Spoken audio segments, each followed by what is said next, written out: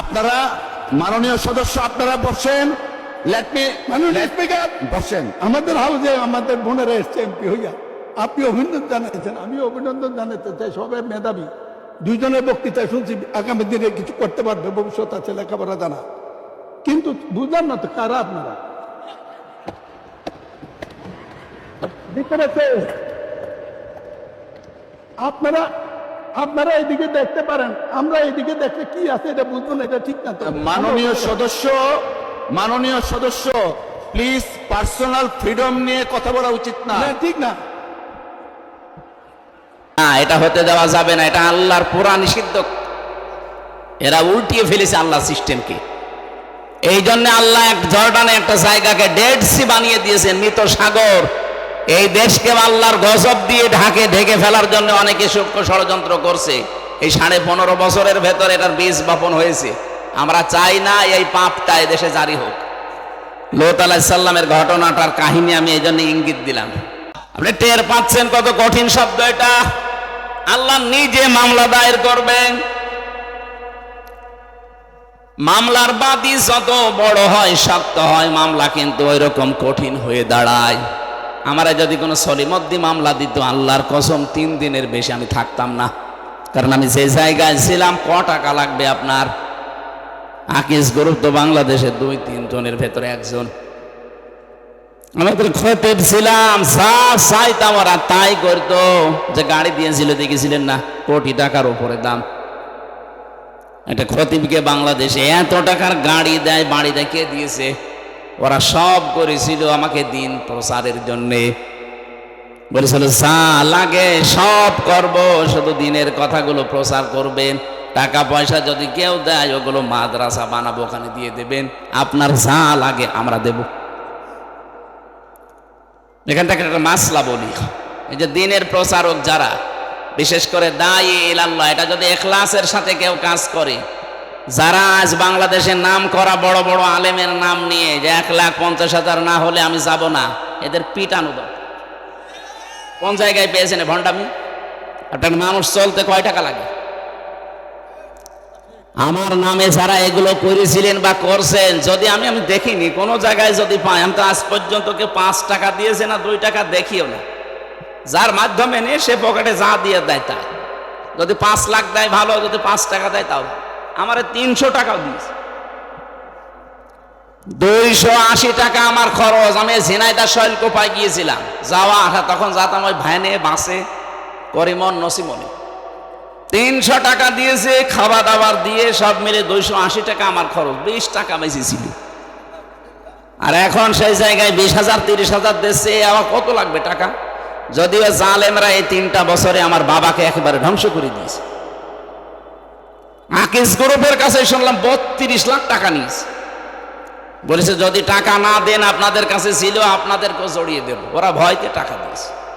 1-2 টাকা না, মালিক আমারে বলছিল কয়েকদিন আগে যে আমাদের কাছে 32 লাখের উপরে 35 লাখ চেয়েছিল, দিয়েছি। এরপরও বলছে আর টাকা দেবেন না, মানুষের টাকা পায়। আর আমার বাবারে বলেছিল এই যে নিয়ে গেলাম, যদি মামলা থেকে বাঁচাতে চান কালকে 10 লাখ দেবেন। গ্রাম্য মানুষও ভয়তে 8 লাখ দিয়ে দিয়েছে। আরে 3 বছরে কতবার মামলা হাইকোর্ট পর্যন্ত তুলেছে। একটা মামলা সিএমএম কোর্ট, জজ কোর্ট, হাইকোর্ট, কত টাকা লাগে জানেন? 32 বার তুলেছে মামলা। আমার 2 মামলায় যদি আমার মনে হয় 31-32 লাখ টাকা আমার বাবা চলে গেছে। আর এখন সেই মামলার আয়ু সেই ওসি কল দিয়ে বলছে হুজুর মাফ করে দিন। মাফ কিসে? আগে টাকা ফেরত দেন।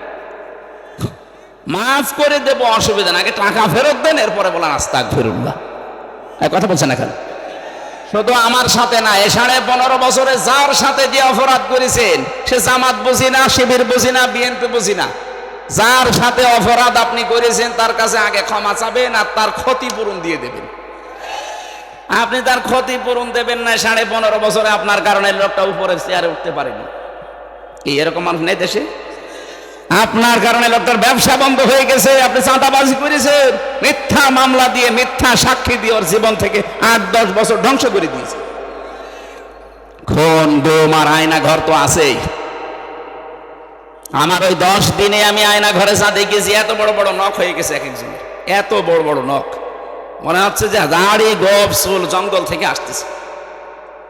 তো প্রতিদিন পাইনি, কয়েকদিন শুধু পেয়েছিলাম। এই মানুষগুলো এই নখ দিয়ে দেখতাম এই খুশিয়ে খুশিয়ে লিখেছে দেওয়ালের সাথে, আর ভাঙা ভাঙা অক্ষরে লিখা আছে, ভাই কেউ যদি বাইরে যেতে পারেন এই নাম্বারে একটু বলবেন যে এই নাম্বারের লোকটা বেশি আছে।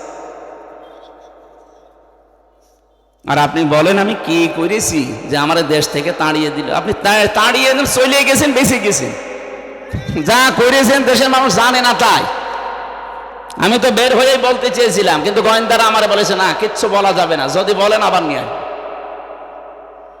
কিন্তু এখন তো আর নেই। এই কয়েকদিন আগে গোয়েন্দা বিভাগের প্রধান যিনি দায়িত্বে পেয়েছে, উনি আমারে বলছিলেন মাহফিল যেখানে হবে বাংলাদেশের 56,000 বর্গ মাইলে কারো অনুমতি নেওয়া লাগবে না। কিসের অনুমতি নেওয়া লাগবে? যেখানে সেই ফোর্সে কথা বলা দরকার কোরআন থেকে বলবেন, কিন্তু দুইটা কথা কমিটিকে বলবেন, তারা যেন মেয়েদের আলাদা জায়গা এবং পর্যাপ্ত ওদের টয়লেটের যে ব্যবস্থা আছে ওইগুলো করে দেয়, পর্দাটা ঠিক রাখে। আর ছেলেদের যে জায়গাগুলো এখানে আলোর ব্যবস্থা করতে বলবেন। বাকি কোরআনের কথা বলতে কোনো বাধা নেই। যদি কেউ কিছু বলে শুধু আমারে তার নাম ঠিকানা দেবেন, ওর ঠ্যাং ভেঙে ফেলবে। আমি বললাম যে স্যার আপনি এতদিন ছিলেন কোথায়? বলছে না, আমিও বৈষম্যের শিকার, আমি এতদিন দায়িত্ব পাইনি, আমি কিছুদিন আগে পেয়েছি।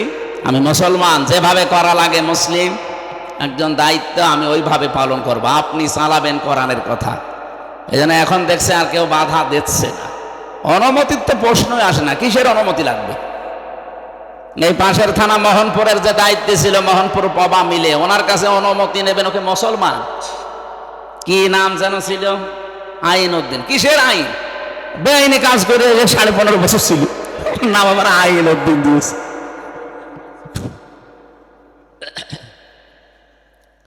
এই 15.5 বছরে যারা এমপি আর মন্ত্রী আর উপজেলা চেয়ারম্যান ছিল, যদি কেউ আমার সামনে বলেন সাবেক এমপি সাবেক মন্ত্রী, আপনার দাঁত মুখ খুলে ফেলবে। এই সমস্ত অবৈধ মানুষের চোরগুলোকে আপনি কোন কারণে বলবেন? আরো বলা লাগবে 15.5 বছরে এমপি হয়ে মন্ত্রী হয়ে উপজেলা চেয়ারম্যান হয়ে যা রাষ্ট্রের টাকা পয়সা বেতন নিয়েছেন ওগুলো টাকা ফেরত দিন, কারণ ওগুলো আমাদের টাকা। এই কথা বলছেন না কেন? ওরা বেগম পাড়া বানায়, সাহেব পাড়া বানায়, আর আমরা কি ঘাস কাটছি? টাকা ফেরত দেওয়া লাগবে, না তো কোনো মাপ নেই। এজন্য যার কাছে যে অপরাধ করেছেন তার কাছে যে স্বীকার করবেন আর তার ক্ষতিপূরণ দিয়ে দেবেন। আমার বাপকে বলে দিয়েছে যে এখন যদি কেউ আসে বলবো যে 32 লাখ টাকা দাও, এরপর আস্তাগফিরুল্লাহ পড়ো, কোনো অসুবিধা নেই। কয়েকদিন আগে আমি সিরাজগঞ্জ গোল চত্বরে হোটেলে খাবার খাচ্ছিলাম। তার প্রায় এই যে আগস্টের 10 দিন আগে, আগস্টের 5 তারিখে বিপ্লব, 10 দিন আগে মতো আমার এই বগুড়ায় মাহফিল ছিল। ওই ওসি আমার 2 কিলোমিটার তাড়িয়েছে এই ধানের ক্ষেতের ভেতরে, পা মা কেটে, অথচ কিচ্ছু না, উনি উঠতে দেবে না। এই আর জনগণ আমারে তুলবে, এই জন্য আমার একা পেয়েছে আমার আর ওই আব্দুল বাড়ি রশিদি, দুইজনে সে এমন দৌড়, জীবনে আমি এরকম দৌড়াইনি।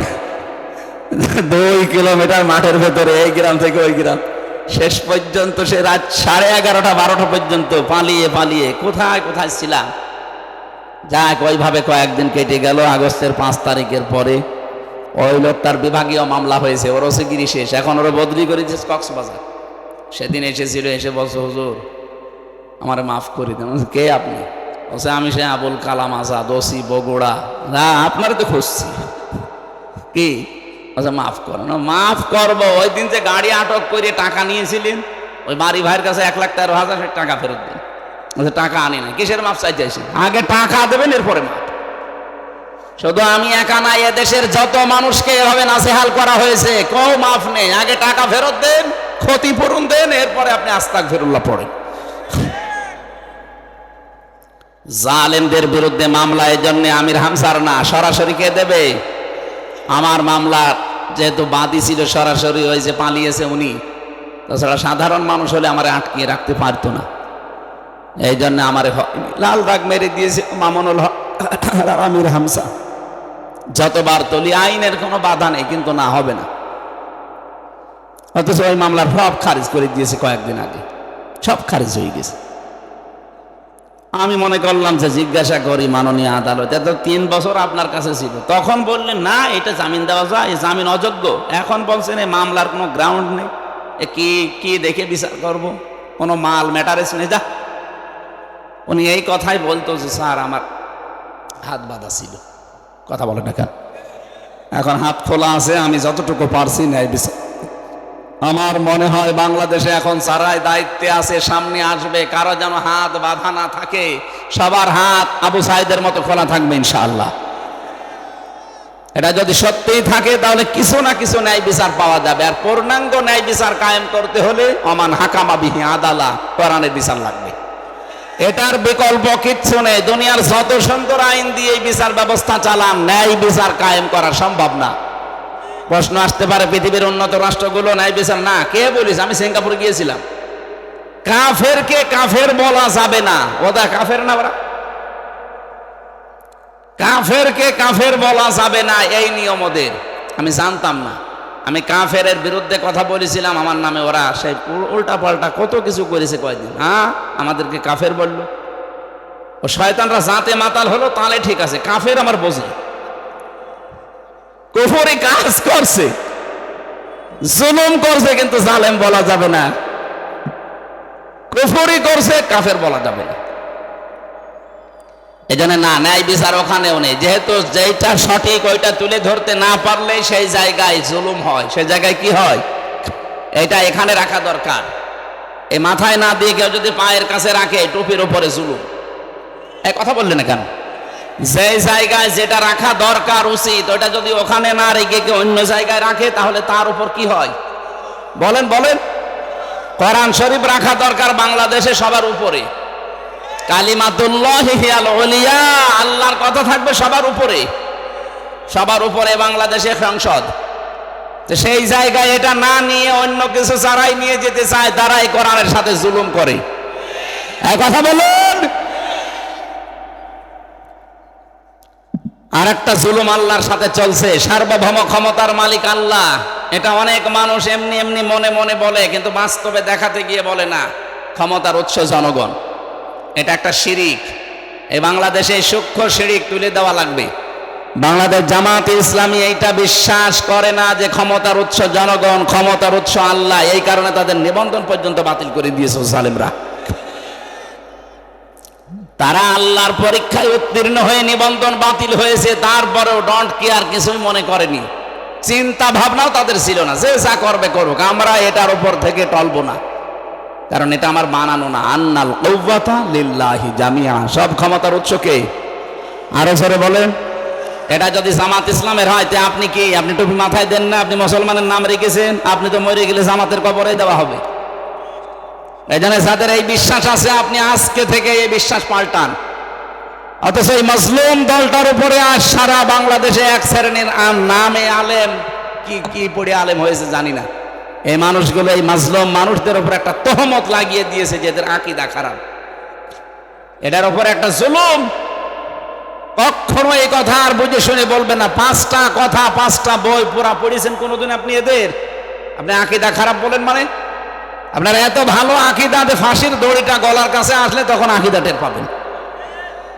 অথচ যে মানুষগুলোর বলেন আকীদা ভালো নেই, এই মানুষগুলো ফাঁসির দড়ি গলার কাছে নিয়ে 3 ঘন্টা ঘুমিয়েছে। আমার নিজের সাক্ষী, শহীদ মীর কাশেম আলী 3 ঘন্টা পরে যার ফাঁসি, কারারক্ষীকে বলছে, ভাই আমি 2 ঘন্টা ঘুমালাম, তুমি 1 ঘন্টা আগে আমার ডেকে দিও। অথচ তার দড়ি ফাঁসির গলার কাছে।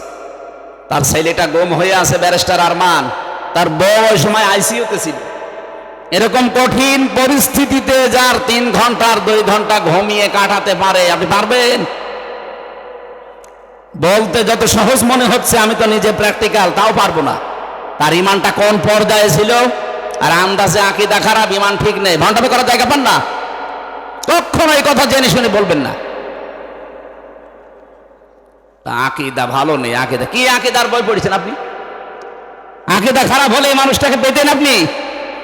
একটা ফাজিল মাদ্রাসার অধ্যক্ষ উপাধ্যক্ষ খেলা করে পর্যন্ত গিয়েছে না? হাজার হাজার আলেম এই দেশে, এই মানুষগুলো আকীদা ভালো না। তার আকীদা ভালো না থাকলে ওরা কি ডাইল খেয়ে আলেম হয়েছে? উল্টা পাল্টা কথা বলবেন না। যে মানুষগুলো লোকের খেয়ে, নিজের বাবার টাকা পয়সা হালাল খেয়ে যদি ওই পর্যায়ে যেত, তাহলে এই ফতোয়া দিত না। উল্টা পাল্টা জিনিস খেয়ে এই পর্যন্ত চায়, ওর ভেতর থেকে তো ওই কথাই আসবে। আমি আপনাকে ছোট করার জন্য বলছি না, আপনার অনেক কাজ, অনেক অবদান আমরা স্বীকার করি। তালিমের যে জায়গাগুলো আছে, এগুলোতে আমার দেওয়া সম্ভব না, কিন্তু অর্থনৈতিক বিষয়, রাজনৈতিক বিষয়, রাষ্ট্র পরিচালনার যে বিষয়, এই ক্ষেত্রে বাংলাদেশ জামাত ইসলামী, ইসলাম ছাত্র শিবির এরা আল্লাহর ওলি। চার আনা পয়সা যদি দেখাতে পারেন যে এদের চরিত্রের ভেতরে আছে দুর্নীতি, আল্লাহর কসম আমি ওদের এক্ষুনি গালি দেব। বলেন, চার আনা দেখাতে পারবেন না। আপনি আল্লাহর ওলি দেখতে এসে কোথায় চলে যাচ্ছেন? সিলেটে। কিসের আল্লাহর ওলি দেখতে যান? আল্লাহর ওলি তো ওই লোকটা আছে, লোকটা তার লেনদেনে স্বচ্ছ। 5টা গুণ লাগে আল্লাহর ওলি হওয়ার জন্য। 5 নাম্বার এটা, লেনদেনে স্বচ্ছ হওয়া লাগে। আর দেশে লেনদেনে স্বচ্ছ কে আপনি টের পাচ্ছেন না? বলেন তো। সত্যকে সত্য জানার পরও আপনি গোপন রাখবেন কোন কারণে? আমি কি বেশি বলে ফেললাম? আপনি একটা কথা প্রমাণ করেন যে হ্যাঁ এদের চরিত্রের ভেতরে কি কি খুঁত পেয়েছেন। এরা তো আর মাদ্রাসায় আপনার মতো 24 ঘন্টা পড়ে না, জেনারেল শিক্ষিত মানুষ। একজন একটা বিড়ি খায় না, একটা সিগারেট খায় না, একটা লাল পানি খায় না। আপনি বোঝেন এই ঝঞ্ঝা বিক্ষুব্ধ দুনিয়ায় টিকে থাকা কত কঠিন। আপনার চরিত্র কোন জায়গায় আপনি নিজেও জানেন না, অথচ এই মানুষটা যেটা সামনে করে সেটা পেছনেও করে, একই কাজ। আজ এই মোবাইলের মাধ্যমে কত মানুষ তার চরিত্র ধ্বংস করে ফেলছে। কথা বলেন না কেন? কত মানুষ এখানে দেখতে মনে হয় আসমান থেকে পালিয়ে এসেছে, অথচ মোবাইলে এমন দৃশ্য যেটা নিজে দেখলে আনন্দ লাগে, অন্য দেখলে লজ্জা পায়। এটা হারাম না? কথা বলেন না কেন? এই হারাম কাজ কার মোবাইলে আছে আমি জানি না, যার আছে এখনই ডিলিট করা লাগবে। হ্যাঁ ছেলে বসো, ওরা বসিয়ে দেন। কি প্রসাব করা, পায়খানা করা আর বিড়ি খাওয়া ছাড়া কেউ যাবেন না। বিড়ি যদি খুব বেশি নেশা লাগে খেয়ে আমি চলে যাবেন। কি এটা তো আর খুব বড় না। তারপরেও এখন হুজুররা আছে, অনেক এলাকায় দেখেছি ইমাম সাহেব বিড়ি খাচ্ছে। আমি সিলেটে পেয়েছি, কি গো ইমাম সাহেব কেবল বিড়ি খাচ্ছিল, বলছে ওটা বাদবে না। এই জন্য খুব বেশি নেশা লাগলে খেয়ে আবার চলে আসবেন তাড়াতাড়ি। আমার সবার সামনে খেয়েন না। আর ওই যে যেটা উঠে চলে যাচ্ছে কি ওর কোন কোন নাম্বারে দেন, ছেড়ে দিন ছেড়ে দিন। ও তো এখনো মনে হয় ফুল হাতায় আছে, হাফ হাতা হয়নি। জেলখানে আমাদের দেবদুলাল ছিল জেলার, যখনই আসতো সব চিল্লে ফুল হাতা আসতেছে। ফুল হাতা মানে মুসলমানে দেয়নি তো, ওইটা তো মনে হয় এরকম। দেন ছেড়ে দিন। তা আমরা যেটা বলতে চাচ্ছিলাম, আমরা অর্থনৈতিক বিষয়ে এই কঠিন পরিস্থিতি যারা চরিত্র লেনদেন স্বচ্ছ রাখতে পারে, টিকিয়ে রাখতে পারে, কত রকমের কঠিন অবস্থা আপনি টের পাচ্ছেন না। ঝঞ্ঝা বিক্ষুব্ধ পৃথিবী, গণার জন্য মানুষ পাগল হয়ে যাচ্ছে। আমরা আমাদের মোবাইলটা একটু চেক করে নিজের ইমানকে প্রশ্ন করেন তো, আপনার আকীদা ঠিক আছে কিনা বলেন। আপনি যে প্রকাশ্য এবং গোনা গোপনে করে যাচ্ছেন, কেউ টের পাচ্ছেন না। যারা গোপনে গোনা করে তাদের চেহারার উজ্জ্বলতা আল্লাহ নষ্ট করে দেয়। আমি এখানে একটা একটা চেহারা দেখে বলতে পারবো ওর মোবাইলে কি আছে। দাঁড় করান সামনে, 10টা লাইন করেন, আমি সব বলে দিতে পারবো। এমন কোন দৃশ্য যদি থাকে যেটা নিজে দেখলে আনন্দ পান, অন্য কেউ দেখলে লজ্জা লাগে, এক্ষুনি ডিলিট করা লাগবে, এক্ষুনি, সে যাই হোক।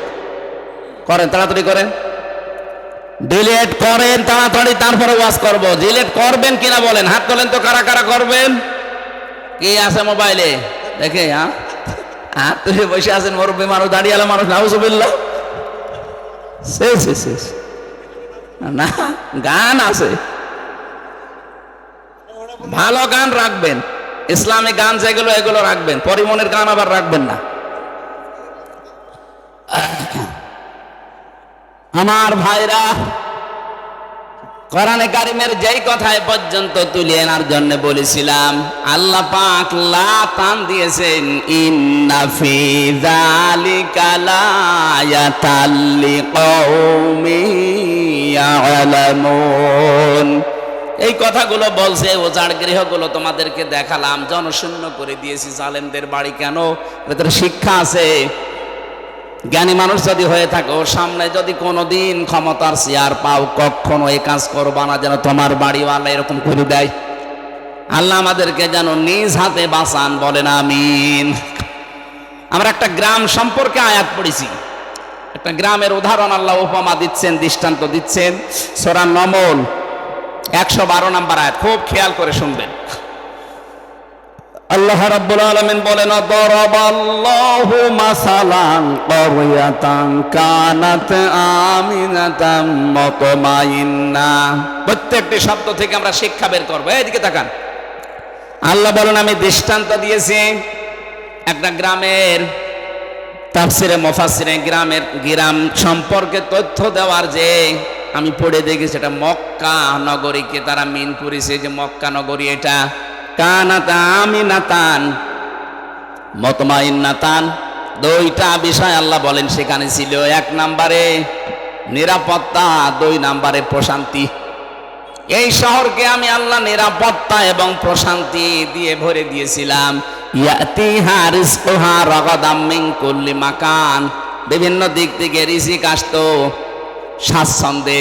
তাদের যা প্রয়োজন ছিল রিজিকগুলো বিভিন্ন লাইন দিয়ে, ইয়ামেনের নাম আছে, সিরিয়ার নাম আছে, কাতারের নাম আছে, আশপাশের রাষ্ট্র থেকে আসতো। আল্লাহ পাক বলেন ফাকাফারাতে বিআনউমিল্লাহ। এই যে কতগুলো নিয়ামতের কথা বললাম, একটা আমানা নিরাপত্তা, দুই নম্বরে মুতমাইন্না প্রশান্তি নির্মল একটা পরিবেশ, তিন নম্বরে বিভিন্ন জায়গা থেকে রিজিক এসে তাদেরকে স্বাচ্ছন্দ্যে চলাফেরা করার গ্যারান্টি। কিন্তু এই মানুষগুলো যখন আল্লাহর নিয়ামতের সাথে কুফরি করা আরম্ভ করেছে, কুফরের ধরনগুলো আমি যে 15টা বলেছিলাম, বলবো ইনশাআল্লাহ, ওই জামানায় 14টা ছিল। ফাকাফারাত বিআনউমিল্লাহ, আল্লাহর এই নিয়ামতকে যারা কুফরিতে পরিণত করেছে, কুফরি করেছে আল্লাহর নিয়ামতের সাথে, ফাযাকাল্লাহ, এখানে ফাইল আল্লাহ নিজে। আল্লাহ পাক বলেন আমি তখন তাদেরকে মজা চাকালাম, স্বাদ গ্রহণ করালাম, লিবাসাল জুই ওয়াল খাউফি, শাস্তি হিসাবে দুইটা পোশাক পরিয়ে দিলাম, একটা ক্ষুধার, দুই নম্বরে ভয়ের। বিমা কানু ইয়াসনাউন, কারণ তারা এই কাজগুলো করেছিল। এবার আসেন তো আমরা দেখি আল্লাহ আমাদের কি বোঝাতে চাচ্ছেন এই আয়াত দিয়ে। রব্বুল আলামিন বলেন পৃথিবী থেকে যে যে গোনা করে এই গোনাগুলো উপরে চলে যায়। তাফসিরে তাবারির ভেতরে দেখেছি বিশ্ব নবী যখন যাচ্ছিলেন জিবরাইলের সাথে মেরাজে, তখন দেখলেন কালো কালো কি যেন উঠতেছে উপরে, আর পিপিলিকার মতো কালো কালো কি যেন নামতেছে। নবীজি দেখেই জিজ্ঞাসা করলেন ইয়া আখি জিবরাইল, এই যে এগুলো কি? ফেরেশতা জিবরাইল বলেছে হে নবী, আপনার উম্মতের ভেতরে এই দুনিয়াতে যে সেই গোনাগুলো করে ওই গোনাগুলো কালো কালো হয়ে উঠতেছে, আর ওই কালো কালো পিপিলিকার মতো এগুলো কি? নবীজি বললেন এইগুলো ওরা যে গোনা করেছে এই গোনার শাস্তি হিসাবে আমার আল্লাহ এগুলো দুনিয়ায় পাঠিয়ে দিচ্ছে। তাহলে গোনার কারণে আপনার ভাগ্য নষ্ট হয়, আপনার উপরে বিপদ আসে, এটা আমি বানালাম। সূরা রোমের 41 নাম্বার আয়াতটা এর দলিল। যাহারাল ফাসাদু ফিল বাররি ওয়াল বাহরি বিমা কাসাবাত আইদিন নাস লিইউযিকাহুম বা'দাল্লাযী আমিলু লাআল্লাহুম ইয়ারজিউন। জলস্থলে যে বিপদ আপদ মুসিবত গুলো দেখতে পাও, একটাও আমি আল্লাহ নিজের ইচ্ছায় পাঠাই না, সব তোমাদের হাতের কামাই। যা করো ওইটাই উপরে চলে যায়, ওখান থেকে শাস্তি হিসাবে আমি আল্লাহ পাঠাই। কেন পাঠাই জানো? লিইউযিকাহুম, তোমাদেরকে আমি স্বাদ চাকাতে চাই। লিইউযিকাহুম বা'দাল্লাযী আমিলু, কিছু আমলের কিছু কাজের স্বাদ আমি চাকাতে চাই। আমি চাই লাআল্লাহুম ইয়ারজিউন, তোমরা ফিরে আসবে। কিন্তু আমি আল্লাহর এই আশাটা পূরণ হয় না দেখি তোমরা আরো উল্টা বুঝে এ অপরাধ চালাতেই থাকো। এই জন্য জনপদের লোক, এই যে কারিয়া মানে জনপদ, গ্রাম। ওয়ালাউ আন্না আহলাল কুরা আমানু ওয়াত্তাকাউ লাফাতাহনা আলাইহিম বারাকাতিম মিনাস সামাই ওয়াল আরদ। এই পৃথিবীতে জনপদের লোকেরা, গ্রামের লোকেরা যদি ঈমান আনে আল্লাহর প্রতি, ঈমানের দাবি অনুযায়ী যদি তাকওয়া অবলম্বন করে, ভয় নীতি এগুলো করে, আমি আল্লাহ লাফাতাহনা সুপারলেটিভ ডিগ্রি দিয়ে বলছেন গ্যারান্টি দিলাম। গ্যারান্টি কার? লাফাতাহনা, আমি নিজে খুলে দেব বারাকাত। বহু বচন দিয়েছেন, একটা দুইটা না, বারাকাতিন মিনাস সামাই ওয়াল আরদ, আকাশ আর জমিনে যত বরকতের দরজা সব খুলে দেব। এই খুলে দেওয়ার জন্য ফেরেশতা লাগবে না, আমি আল্লাহ নিজের কুদরত দিয়ে খুলে দেব। সুবহানাল্লাহ বলতে পারেন না? এবার আসেন তো আমরা কি পাঠাচ্ছি আর আল্লাহ আমাদের জন্য কি পাঠান। আমিনাতান মুতমাইন্নাতান, এক নম্বরে ওই গ্রাম যেটা কাবা শরীফ মক্কা শরীফের নাম আছে, এ প্রথম নম্বরে তার নিদর্শন ছিল, সেটা ছিল নিরাপত্তায় বেষ্টিত। সূরা আলে ইমরানের 93 নম্বর আয়াতের মাঝের অংশে আল্লাহ এই তথ্যটা দিয়েছেন, ওয়ামান দাখালাহু কানা আমিনা। এই কাবায় কেউ প্রবেশ করলে, এরিয়াতে আসলে আল্লাহ তাকে নিরাপত্তা দিয়ে দেয়। রাজশাহীবাসী, খুব সূক্ষ্ম বিষয় এখানে একটা লুকিয়ে আছে। কাবার এলাকায় প্রবেশ করলে নিরাপত্তা দেয় কে? আরো জোরে বলেন কেন? ইন্না আউয়ালা বাইতি উফদিআ লিন-নাস লাল্লাযী বিবাক্কাতা মুবারাকা ওয়া হুদাল লিল আলামিন। অবশ্যই পৃথিবীতে সর্বপ্রথম ঘর যেটা নির্মাণ হয়েছে তার নাম বাক্কা। বাক্কা মানে মক্কা, এটা প্রাচীন নাম। এই মক্কাতে যেটা আছে, এখানে দুইটা জিনিস আমি দিয়েছি, মুবারাকান বরকতময় করে দিয়েছি, অহুদান পথ নির্দেশিকা এখানে আছে। একটা কালো গ্লাভ দিয়ে ঢেকে রাখা ঘর, কি বরকত সেখানে, কি রাস্তা তৈরি করা আছে এর ভেতরে। তাফসিরে আমি প্রায় 19টা পয়েন্ট পেয়েছি এই বারাক, মুবারাকান আর হুদান, এই দুইটা শব্দের ভেতরে। এত বরকত আল্লাহ দিয়েছেন আমাদের জাতির পিতা হযরত ইব্রাহিম আলাইহিস সালাম।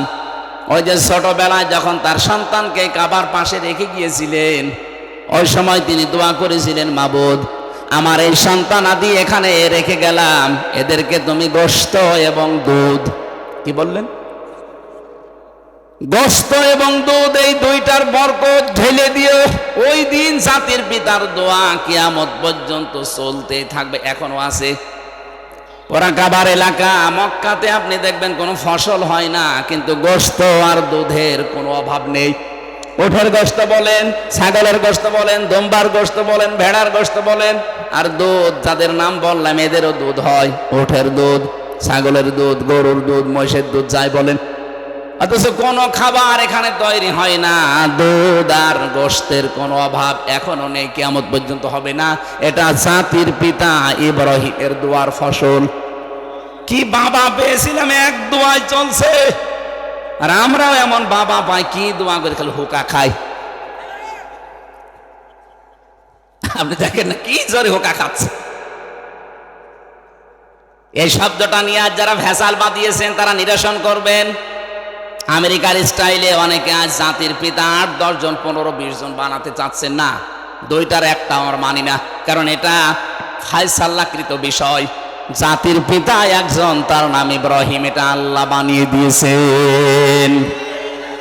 মিল্লাতা আবিকুম ইব্রাহিম হুয়া সাম্মাকুমুল মুসলিমিন। তোমাদের জাতির পিতা ইব্রাহিম, কারণ তিনি তোমাদের নাম মুসলমান রেখেছেন। এখানে হুয়ার ফাইল হয় আল্লাহ না ইব্রাহিম। কি হুজুর, ফাইল আমি দুইটা পেয়েছি, হয় আল্লাহ আমাদের নাম মুসলিম রেখেছেন, অথচ অথবা আমাদের পিতা যিনি জাতির পিতা ইব্রাহিম নবী, এই নামটা আমাদেরকে দিয়েছেন। কি সুন্দর বাবা, দেখেন তো, অর্ধবোধক একটা নাম সন্তানের রেখে দিলেন, মুসলিম, আত্মসমর্পণকারী। আর আমরা এখানে গহ বাবা বসে আছি, সন্তানের নাম এমন ভাবে রেখেছে, ও কি হিন্দু নাম না মুসলমান নাম, ও সাদা বোঝা যায় না। কি নাম রেখেছেন আপনি বলেন তো, কিসের নাম রাখলেন আপনি? একদম মুসলমান দাবি করছেন, আর ছেলের নাম, মেয়ের নাম, ও কি হিন্দু না মুসলমান, বোঝা যাবে না। বলে না ওনারা জেনারেল শিক্ষিত, বুঝতে পারে না। আরে ভাই, জিয়াউর রহমান জেনারেল শিক্ষিত মানুষ ছিল না? কি সুন্দর নাম দেখেন তো ছেলে দুইটার, আরাফাত, তারিক। তারিক জিয়া বলেন, তারিক রহমান বলেন, একই বিষয়। আরাফাত রহমান, আরাফাত জিয়া, যাই বলেন, কি সুন্দর অর্থবোধক নাম। জেনারেল শিক্ষিত মানুষ নাম রাখলো কি করে? আর আপনি বলেন আমি জেনারেল শিক্ষিত, কি রাখবো, পুতুল না জয়, আমি টের পাইনি। টের পাননি মানে? তারা জেনারেল শিক্ষিত হয়ে যদি এরকম অর্থবোধক নাম রাখতে পারে, রহমানের রাস্তা, তারিক রহমান। আরে নাম শুনলেই কিয়ামতে হয়তো আল্লাহ বলবে যে ঠিক আছে, যা কিছুই যখন পেলাম না, নামের ওসিলায় মাফ করে দিলাম। আর আপনার নামই যদি দেখে হরে, এইদিকে আয়। আল্লাহ বলেন এই সেই ঘরগুলো আল্লাহর অবাধ্যতায় পরিণত হয়েছিল। এই ঘরগুলো দেখেন, বিমা জলামো, তাদের জুলমের কারণে। আল্লাহ রাব্বুল আলামিন এই খাবিয়াতান শব্দ আয়াতের মাঝে দেওয়ার পরে আমার মনে হয় এই আয়াতটা 2024 সালের 5 আগস্টের বিকাল 5টার আগে মনে হয় নাজিল আর একবার হয়েছে। আল্লাহ ফাতিলকা বুয়ুতুহুম, তুমি একটু তাকাও না কেন এই সেই ঘরগুলো। ফানজুর কাইফা কানা আকিবাতু মাকরিহিম আন্না দাম্মারনাহুম ওয়া কওমাহুম আজমাইন। হ্যাঁ নবী, একটু নজর করেন না এই মকরবাজগুলো, এই দুর্বিসন্ধি ষড়যন্ত্র যারা করেছিল, এদের আচরণ, এদের পরিণাম আমি আল্লাহ কি করেছিলাম আপনি দেখেন। আন্না এর ফাইল সরাসরি আল্লাহ নিজে, দাম্মারনাহুম ওয়া কওমাহুম আজমাইন, তাদেরকে এবং তাদের জাতিকে, কওমকে আমি আল্লাহ সমলে ধ্বংস করে দিয়েছিলাম, শিকড় পর্যন্ত তুলে ফেলেছি। এখান থেকে আমি যেটা পেয়েছি বাংলাদেশের সাথে এই যে খাবিয়াতান শব্দটা দিয়ে, আল্লাহ বলেন এদের জুলুমের কারণে ওদের বাড়ি ঘরগুলো পরিত্যক্ত হয়ে আছে, ওজার গৃহ বানিয়ে দিয়েছি, জনশূন্য করে দিয়েছি। এর বাস্তব প্রমাণ আমার কুষ্টিয়ার হানিফের বাড়ি। আপনাদের মোহনপুরে আল্লাহর ওলির খবর কি আমি জানি না? হ্যাঁ,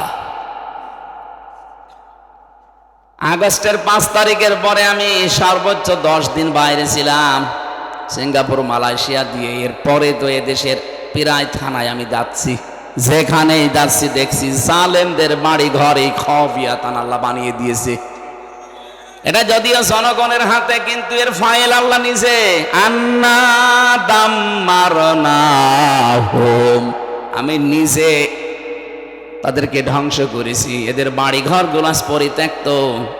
3 দিন আগের পত্রিকা, সবচাইতে দামি বাড়ি যেটা মানুষ চুমা খেত গিয়ে, এই বাড়ি এখন জাতীয় টয়লেট হয়ে যাচ্ছে। জামাতবদ্ধ হয়ে 8-9 জন একসাথে যাচ্ছে আর বিভিন্ন দিকে মুখ করে চালাচ্ছে। বলেন তো, এত দামি বাড়ি, এত দামি নামি জায়গা যদি আল্লাহ জাতীয় টয়লেট বানিয়ে দিতে পারে, এর পরের শব্দের লাম আছে, ইন্না ফি যালিকা লাআয়াতান, এখানে লামে তাকিদ। আল্লাহ বলেন এর ভেতরে নিদর্শন আছে, অবশ্যই নিদর্শন আছে। লিকাউমি ইয়ালামুন, যারা জ্ঞানী তাদের জন্য কি নিদর্শন। এত বড় বড় পাকা পাকা জালেমের বাড়িগুলো যদি আল্লাহ উজাড় গৃহ বানিয়ে দিতে পারে, আগামীতে যারা চেয়ারে বসবে এরাও যদি এরকম জালেম হয়, তাদের বাড়ি ঘর উজাড় গৃহ হয়ে যাবে। কি বোঝাতে চায় আমার মনে হয় আপনি বুঝাতে পেরে ফেলেছেন। এরপরেও যদি কেউ না বোঝার ভান করে থাকেন, সেদিন আপনার বাড়ি এরকম পায়খানা হবে, সেদিন টের পাবেন। এই জন্য যেন না হয়, কারণ জুলুমের এই জায়গাগুলো আল্লাহর কাছে অভিশপ্ত হয়ে যায়। যারা হজ করতে গেছে স্যার সহ জিজ্ঞাসা করেন, একটা জায়গা আছে একটু জোরে যাওয়া লাগে, গজবের জায়গা ওইটা। আবু জাহেলের বাড়ি পর্যন্ত গজবের জায়গা, জাতীয় টয়লেট নাই, ইন্টারন্যাশনাল টয়লেট বানিয়ে দিয়েছে আল্লাহ। অথচ কি দামি জায়গা, বাদশার বাড়ি। এত দাপটওয়ালা বাদশাহ 14টা কাজ করেছিল আল্লাহ এবং রাসূলের বিরুদ্ধে। এই জন্য তার বাড়ি যদি আজ ইন্টারন্যাশনাল পায়খানা, কিয়ামত পর্যন্ত থাকবে। 15টা কাজ আপনি এক কাটি বেশি করে ফেলেছেন এই 15.5 বছরে। আমি বলবো যদি সময় থাকে সামনে, 15টা কাজ করার পরে আপনার বাড়িও দেখবেন জালেমদের বাড়ি আল্লাহ জাতীয় টয়লেট বানিয়ে দেবে। কারণ আছে। কাবা শরীফ তাওয়াফ করার পরে ওই উপরে গেলাম, হঠাৎ দেখছি পেটে আমার যন্ত্রণা, ব্যথা করছে। এক পুলিশকে ডাক দিয়ে বললাম, ইয়া সাদিক তাঁরাল, এ ভাই এদিকে আসেন, বন্ধু এদিকে আসেন। বলে কি? জিজ্ঞাসা করলাম আমার নিজের, ওনার ভাষা দিয়ে, আমার পেটে তো ব্যথা করছে, এতক্ষণ তো ভালোই লাগছিল, ফার্মেসি কত দূর? আমার বলছে ইয়া হাজিল হজ্জা তাই না বিলা দোকা, আজি এই দেশ কোথায়? যে তুমি বাংলাদেশ, বাংলাদেশ থেকে এসেছি। আমার বলছে হাজি জানেন না এটা কোন জায়গা? আমি না তো, আবু জেলের বাড়ি। আপনি এখনো পায়খানা না করে দাঁড়িয়ে আছেন, তাড়াতাড়ি করেন। পায়খানা করে এসে দেখি আমার পেটের ব্যথা ভালো হয়ে গেছে। আল্লাহ আমাকে জানাতে চাচ্ছে, হামজা এত টাকা খরচ করে আসলে আর এই শয়তানের বাড়ি পায়খানা না করে চলে যাবা। আমার তো মনে হচ্ছে আগামী থেকে বাইরের দেশ থেকে যারা আসবে জালেমদের বাড়ি ঘরগুলো আল্লাহ ওইরকম টয়লেট বানিয়ে দেবে। না তো বলেন তো 7 জন 10 জন করে একসাথে যাচ্ছে, অবশ্যই কোনো কারণ আছে। হয়তো কারো পেটে ব্যথা অথবা কারো চাপ বেশি। কথা বলছে না কেন? জালেমদের জায়গাগুলো যেহেতু অভিশপ্ত হয়ে যায়, সত্যি সত্যি যদি কাজ করেন দেখবেন আপনি সুস্থ হয়ে গেছেন। আমার বাড়ি আপনার বাড়ি আবার যেন 5 বছর পরে এরকম জাতীয় টয়লেট হয়ে না যায়। আল্লাহ যেন আমাদেরকে বাঁচান এই জুলুম করা থেকে, বলেন আমিন। শব্দটা এত ভয়ঙ্কর শব্দ, জালেম যারা। কোরআনে কারীম আল্লাহ রাব্বুল আলামিন সূরা ইব্রাহিমে জানিয়েছেন, ওয়া আনযির বিহিল্লাযীনা ইয়াখাওয়ানযিরিন নাসা ইয়াওমা ইয়াতিহিমুল আযাব ওয়া আনযিরিন নাসা ইয়াওমা ইয়াতিহিমুল আযাব ফায়াকুলুল্লাযীনা যালামু রব্বানা আখিরনা ইলা আজালিন করিব নজিব দাওয়াতাকা ওয়া নাত্তাবি'র রাসূল আওয়ালাম তাকুনু আকসামতুম মিন ক্বাবলু মা লাকুম মিন সাওয়াল। বলেন আল্লাহু আকবার। এই আয়াতটা আরবিতে পড়লেই কেমন যেন আমার ভেতরে একটা কম্পন তৈরি হয়। বাংলাদেশের সাথে কত মিল। আওয়ালাম তাকুনু আকসামতুম মিন ক্বাবলু মা লাকুম মিন সাওয়াল। আল্লাহ পাক প্রশ্ন দিচ্ছেন, আরে ওরা কি বলতো না এর আগে যে আমাদের কোনো লয় নেই, ক্ষয় নেই, কোনো ধ্বংস নেই? 15.5 বছরে যা যা বলেছে আল্লাহ মনে হচ্ছে 15.5 বছরে কোরআনে কারিমে ওইগুলোই দিয়ে দিয়েছে। সব কথার এক কথা আমরা যাই করি যেন জালেম না হই, মাজলুম হন। কারণ মাজলুমের পক্ষে আমার আল্লাহ, কিন্তু জালেমের বিপক্ষে আল্লাহ নিজে মামলা দেবে। ইন্নামাস সাবিলু আলাল্লাযীনা ইয়াজলিমুনান নাস। সূরা শুরার 42 নম্বর আয়াতের প্রথম অংশে আছে, অবশ্যই আমি আল্লাহ নিজে অভিযোগ দেব, মামলা দেব, কেস করব জালেমদের বিরুদ্ধে যারা মানুষের উপরে জুলুম করে। এখানে ইয়াজলিমুনাল মুসলিমুনা নেই, ইয়াজলিমুনা মুজারে এরা লাগে নাস দিয়েছেন, মুসলিমুনা দেয়নি আল্লাহ। মানুষ হয়ে যদি কেউ মানুষের উপরে জুলুম করে এবং করবে, অনেকে এখন করছে না কিন্তু নিয়ত করে আছে যে করব, সুযোগ পাই, এরকম নিয়ত অনেকের নেই। অনেকেই এই নিয়ত করে অলরেডি বসে আছে যে একটু বসি আগে দেখেন কি করি।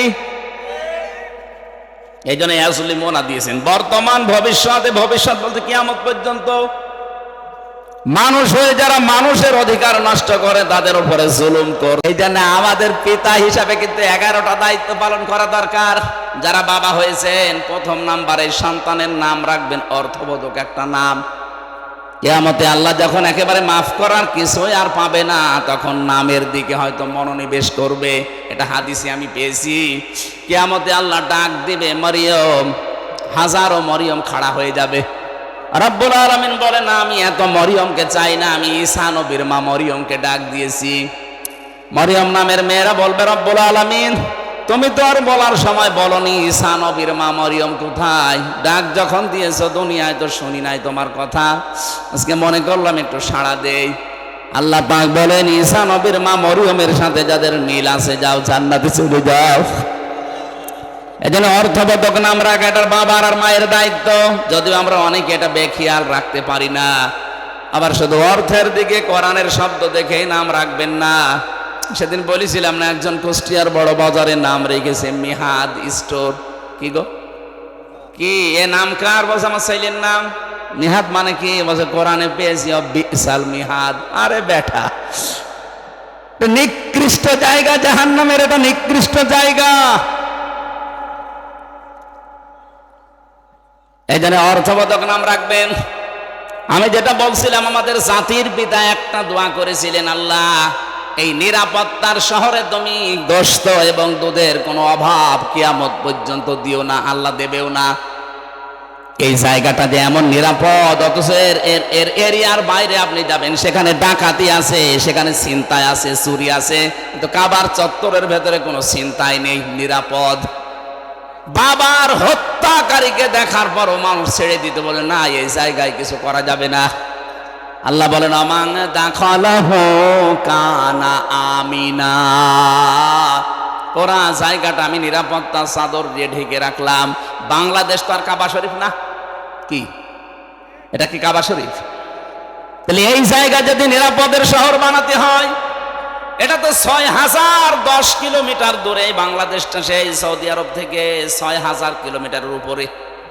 তাহলে এই জায়গাটা, এই 56,000 বর্গ মাইলের দেশটা যদি আন্তর্জাতিক বিভিন্ন যে চক্রান্ত চলছে, ষড়যন্ত্র চলছে, বিশেষ করে আমাদের প্রতিবেশীদের, এদের এই চক্রান্ত থেকে বাঁচাতে শান্তি স্বস্তি নিরাপত্তা দিয়ে যদি ঢেকে রাখতে হয়, কাবা শরীফের এরিয়ার মতো অবশ্যই কোনো কাজ আছে।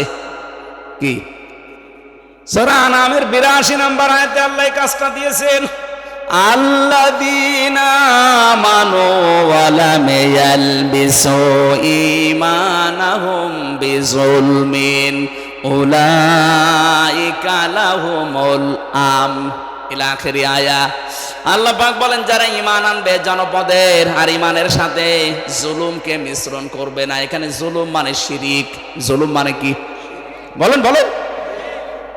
যারা ঈমানের সাথে শিরিককে মেশাবে না, উলাইকা লাহুমুল আমন, এরাই আমানতে, আমানার হকদার। এখানে নিরাপত্তা, আমান মানে হক, নিরাপত্তার হকদার এরাই আমি আল্লাহর পক্ষ থেকে। 56,000 বর্গ মাইলকে যদি নিরাপত্তা চাদর দিয়ে ঢেকে রাখতে হয়, সে যে কোনো শত্রু থেকে, অবশ্যই দেশে শিরিক মুক্ত দেশ গড়া লাগবে। অথচ 15.5 বছরের শিরিকের কারখানা তৈরি করেছিল। প্রতিষ্ঠান থেকে শুরু করে এমন কোনো জায়গা ছিল না যেখানে শিরিক নেই। মোড়ে মোড়ে মূর্তি তৈরি করার মাধ্যমেও শিরিক। কথা বলেন না কেন? এত টাকা বাজেট করে করে খরচগুলো করেছিলেন, কি হলো? একটা দিনও তো যায়নি। কুষ্টিয়ার 5 রাস্তার মোড়ে যেটা বানিয়েছিল, ছাতা এত শক্ত যে ভাঙা যাচ্ছিল না, শেষ পর্যন্ত ক্রেন নিয়ে এসে ভেঙেছে ডেকো দিয়ে। কি শক্ত, টেকে নাই। এখন ওই জায়গায় শহীদ চত্বর নাম দিয়েছে, কারণ 14 জন এক জায়গায় মারা গেছে ওই জায়গাটায়, আর 2 জন মারা গেছে বাড়িতে যাওয়ার পথে। এই 16 জন, এই জন্য ওই চত্বরটার নাম এখন আর বাবা চত্বর নেই, নাম দিয়েছে এখন শহীদ চত্বর। আল্লাহর 99টা নাম চারিদিকে খোদাই করে করে লিখে সাইনবোর্ড টাঙিয়ে দেওয়া হচ্ছে যে এটা শহীদ চত্বর। কিয়ামত পর্যন্ত হয়তো এইটা থাকবে না, কিন্তু পরিবর্তন হয়ে গেলে আগামী প্রজন্ম আবার আল্লাহর নামগুলো লিখে দেবে। কথা বলে না কেন? মানুষ কুষ্টিয়ার শহরে ঢুকতেই দেখবে যে আল্লাহর নামগুলো চোখে পড়লেই যদি বলে ইয়া রহমানু, একবার এই 10টা নাকি হয়ে যাবে। আর যদি দেখতো দেখে দাঁড়িয়ে আছে আল্লাহর ওলি, ও দেখলেই বড় দোয়া করতো যে আর কাজ পাওনি। এই জন্য আমাদের দেশকে যদি শান্তি, আমরা নিরাপত্তার চাদরে ঢেকতে চাই, শিরিক মুক্ত এই দেশ গঠন করা লাগবে। যারাই কাজ করছেন শিরিক মুক্ত হওয়ার জন্য কাজ করেন। আমি তো একটা বললাম, জনগণ ক্ষমতার উৎস না। যারা বিশ্বাস করেন তারা শিরিক করছেন, আর শিরিক যারা করে তারা মুশরিক। কথা বলেন না কেন? যারা এই বিশ্বাস করে ক্ষমতার উৎসকে, বলেন, তারা একেবারে সব কিছু ছেড়ে দিয়ে কাজ চালান। এইটাই যেন বাংলাদেশে কায়েম করতে পারি যে ক্ষমতার উৎস জনগণ নয়, ক্ষমতার উৎস আমার আল্লাহ। ডাইরেক্ট ইনডাইরেক্ট মিলে 903 জায়গায় আয়াতটা আল্লাহ দিয়েছেন, লিল্লাহি মুলকুস সামাওয়াতি ওয়াল আরদ কুলিল্লাহুম্মা মালিকাল মুলকি তুতিল মুলকা মান তাশা ডাইরেক্ট এত আয়াত থাকার পরও এদেশের মুসলমানরা কেন এটা মানতে চায় না আমি বুঝি না। আরে ভাই, কোরআনের চোখ আমি লাগিয়ে দেখতে পাচ্ছি আপনি মুশরিক। আপনি মারা গেলে আপনার জাহান্নামী স্থান হবে, জান্নাত হারাম হবে। কি করবেন? নামাজ পড়ে রোজা রেখে বাঁচাতে চায়, আপনি না বাঁচিয়ে দৌড় দিচ্ছেন জাহান্নামের দিকে। ফিরে আসেন। পৃথিবী যেহেতু 100 বছর পরে এখানে আমরা আর কেউ থাকবো না, সব চলে যাব মাটির নিচে। নতুন মানুষ এখানে আসবে।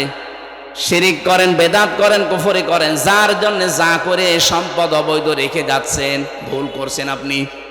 আমার এই ছোট্ট গানে বলে ভুল করছি আমরা, কারণ এখান থেকে যদি 200 বছর পরে ইসমাইল সাহেব আবার এই জায়গায় ফিরে আসে, এই বেলঘরিয়া মাদ্রাসায় এসে যদি বলে মাদ্রাসার আমি ভাইস প্রিন্সিপাল ছিলাম, এই ভবন আমি বানিয়েছি, এই বাড়িটা আমার বাড়ি, আমার মনে হয় 200 বছর পরে যারা এখানে পড়বে, এই বাড়িতে যারা থাকবে, তারা ওনারে ঢুকতেও দেবে না। বলে কিসের ইসমাইল আপনি? আপনার যদি থাকার জায়গা না থাকে ওই মসজিদের বারান্দায় রাত থেকে চলে যান।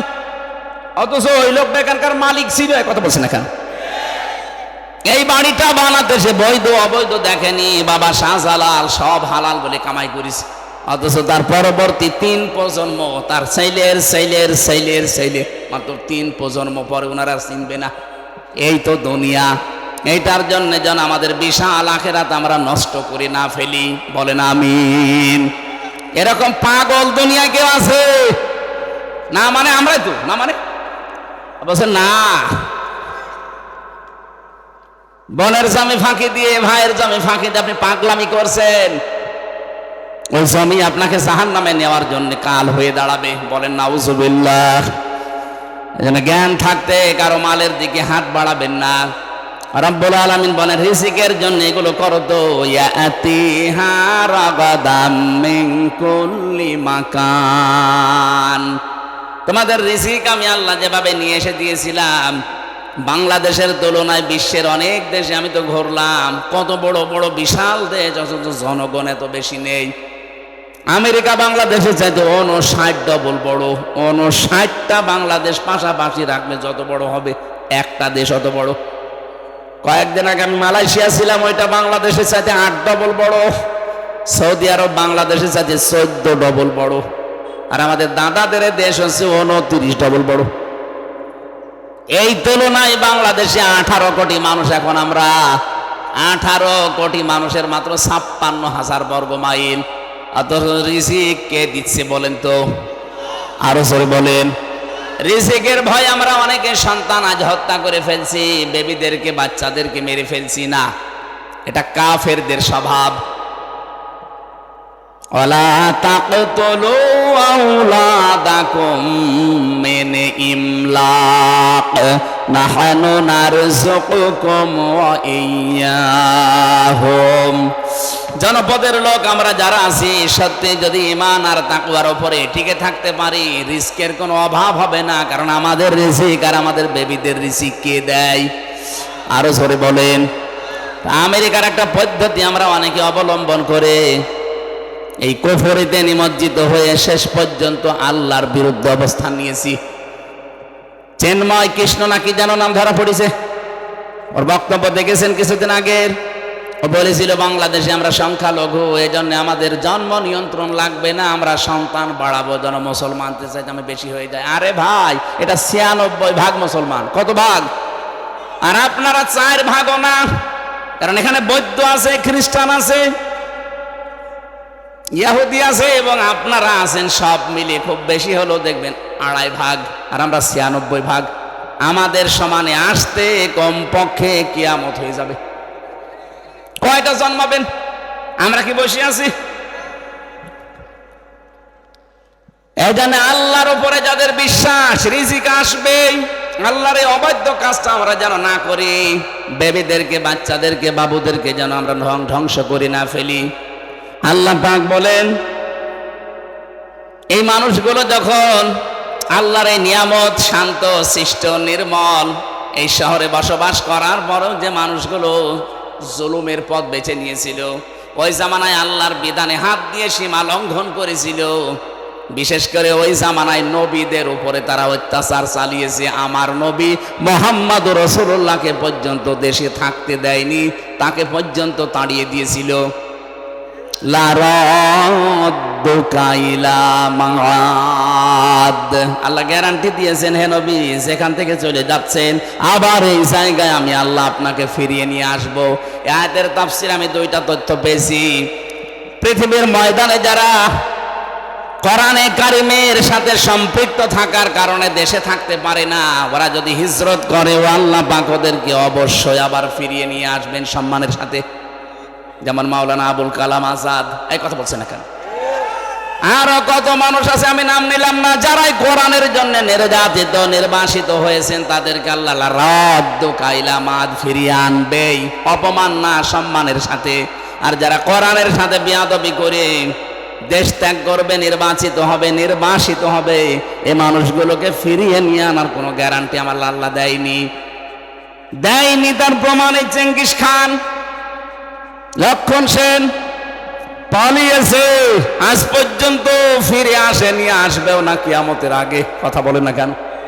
কোরআনের বিরুদ্ধে অবস্থান নিয়ে যারা নির্বাসিত হবে, এদেরকে আল্লাহ ফিরিয়ে নিয়ে আনার গ্যারান্টি দেয়নি। এখানে 15.5 বছরে আমরা অনেকেই নির্বাসিত ছিলাম বিভিন্ন কায়দায়, কিন্তু আল্লাহ আমাদেরকে বাঁচিয়েছেন।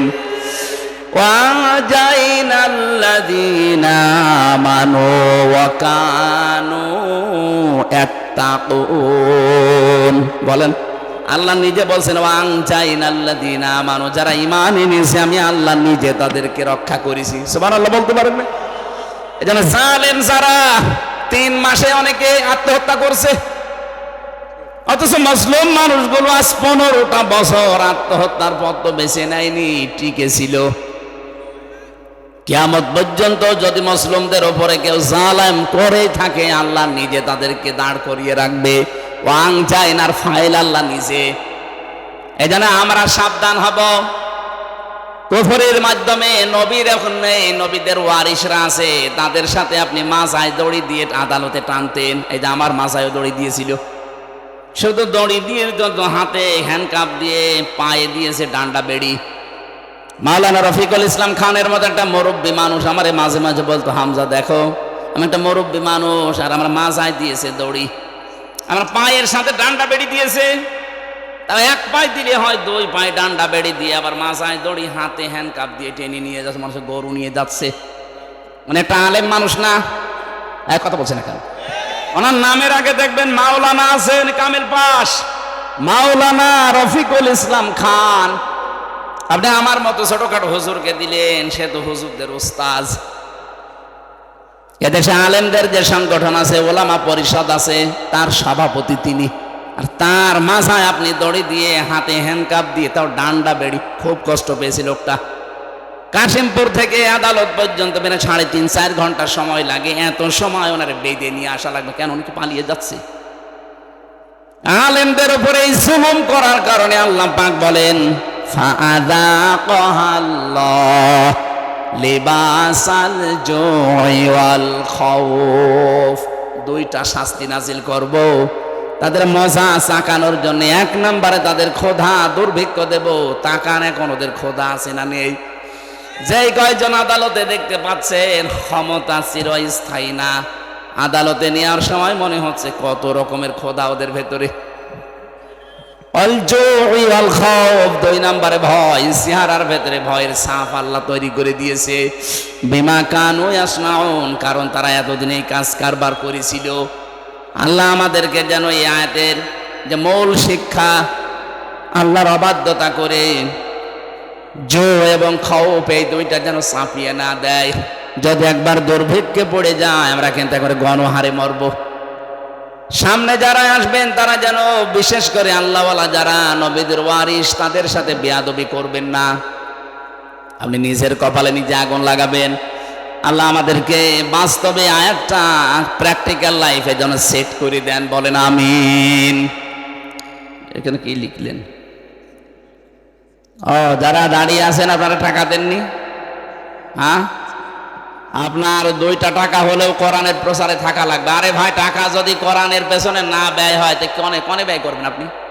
3 জায়গায় টাকা খরচ করলে হিসাব দেওয়া লাগবে না কিয়ামতে। একটা কোরআনের প্রচারে, 2 নম্বর পরিবারের জন্য, 3 নম্বরে জিহাদের ময়দানে দেন। এখানে যেহেতু কোরআন প্রচারে কাজ হচ্ছে, যারা যা দিয়েছেন আর যারা যাচ্ছে 5টা টাকা হলো আপনার যেন থাকে, সামর্থ্য অনুযায়ী দান করবেন। বেশি সময় হয়ে গেল নাকি? ও 9:30টার সময় দিয়েছিল, 9:45, মেলা সময় হয়ে গেছে। না ওই যে আবার আরেকটা নিয়েছে, না আমিও পারি না, ওরাও ছাড়ি না। আল্লাহু আকবার। মানে 10টায় ওঠা লাগবে, আর 15 মিনিট আছে। 10টায় যে পাবো ওখানে 20 মিনিট লাগবে। 15 মিনিট আছে। ভাই যারা টাকা পয়সা এনেছিলেন, যারা যাচ্ছে অবশ্যই দিয়ে দিন, না আগামী থেকে আবার নিয়ে আসবেন, আমরা কথা বলবো। এইভাবে 2-3টা করে নেয়, আমার তো বেঁচে থাকা লাগবে না। আল্লাহুম্মা আমিন। লা হাওলা ওয়ালা কুওয়াতা ইল্লা বিল্লাহিল আলিয়্যিল আযীম। আল্লাহুম্মা গফিরলি ওয়ারহামনি ওয়াহদিনি ওয়াফিনি ওয়ারযুকনি ইয়া রাব্বাল আলামিন। আল্লাহ যে কথাগুলো বলতে চেয়েছি সহজ ভাষা দিয়ে তোমার বান্দা বান্দিরা আশা করি বুঝেছে, জীবনে আমল করার তৌফিক দাও। কত আলেম এখানে বসে আছে আল্লাহ, আমার হাজার হাজার আলেমের উস্তাদেরা, এদেরকে তুমি আলেম হিসাবে কিয়ামতে কবুল করে নাও। আমি হাদিসে পড়েছি কিয়ামতে আলেমদের বিচার নাকি গোপনে হবে।